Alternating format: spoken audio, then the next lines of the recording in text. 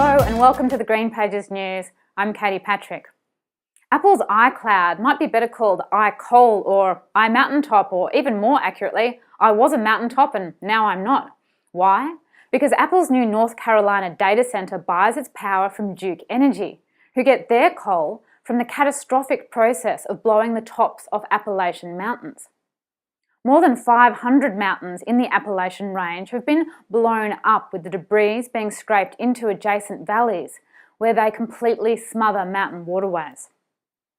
Greenpeace staged a protest where they draped Apple logos across one of Duke's coal trains, which was located just 19 miles away from Apple's iCloud data center.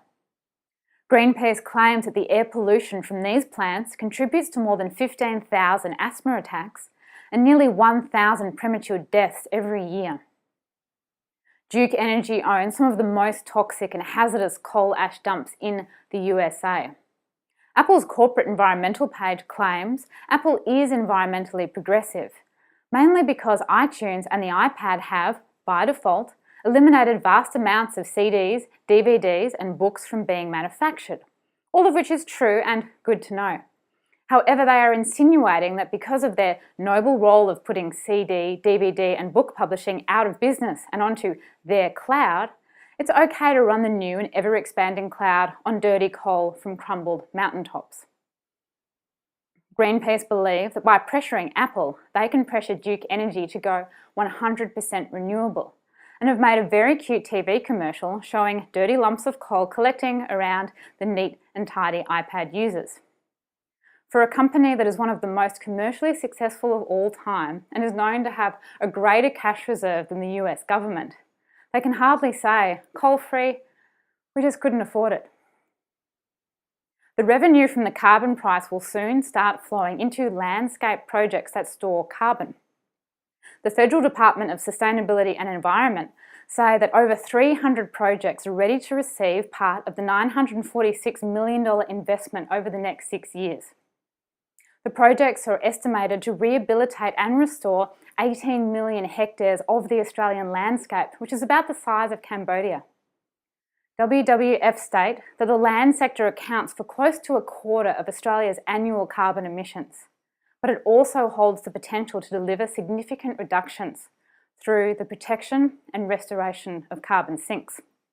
What a great example of taxing pollution to fund rehabilitation. Cassowary conservation is making progress. NGO Rainforest Rescue has facilitated the planting of 600 trees aimed to restore a critical cassowary corridor that was damaged by Cyclone Yasi in 2011. The corridor will link two large areas of cassowary habitat at a rural property in Mission Beach. Cyclone Yasi wiped out 10% of the estimated 2,000 cassowaries in the wild.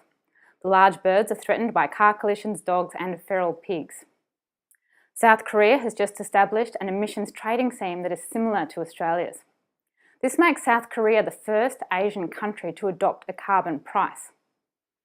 Greens leader Christine Milne said, "When a manufacturing powerhouse like South Korea embraces emissions trading because it respects the climate science, it's time for the naysayers in Australia to take a good, long look at themselves."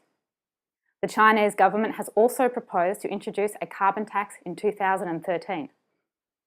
That's it for this week's environmental news. You can read more and you can now post your own projects on the Green Pages. So if you're working on something cool and like to get the word out, please post it to thegreenpages.com.au.